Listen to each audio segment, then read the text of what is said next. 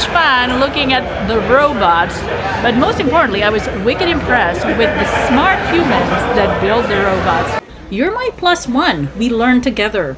Today, we're talking to robotics executives about the problems they're solving, why their solutions exist, and where robotics is headed next.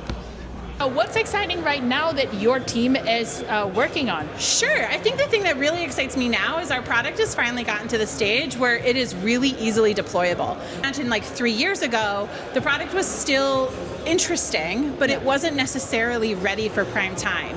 Piece picking has finally got to a place where it is the next step in warehouse automation.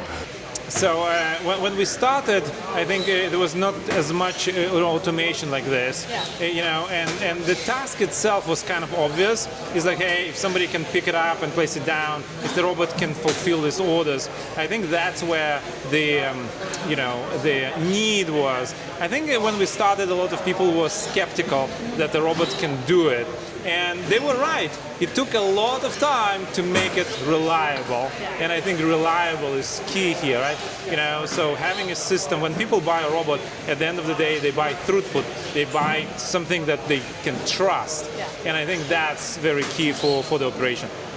If you imagine anyone picking anything from a chapstick to a ream of paper, we can pick it. So apparel companies, 3PLs, e-pharma is a really big business, and then general e-commerce. In the US, our largest customer is staples.com. Moving, that's better for your human ergonomics.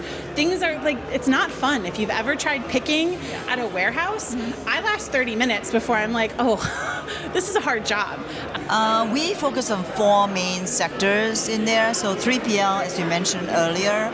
We also work with retailers, healthcare industry, as well as industrial, like car parts and so on.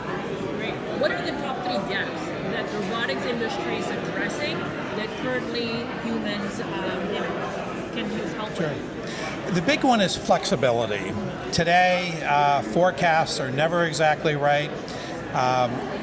Accounts don't know if labor is going to show up at all. Sometimes it's a big problem. So flexibility is a big part of that. Dealing with the uncertainty of that whole problem. That's the big problem we see, and that manifests itself in a host of different ways. Also throughput. Accounts have to have throughput today, and that's the big thing robotics solves today: flexibility and throughput. Amazing. Is there a certain geography with labor shortages or anything like that that you're addressing? Yes, I'll give you the answer. The answer is the world.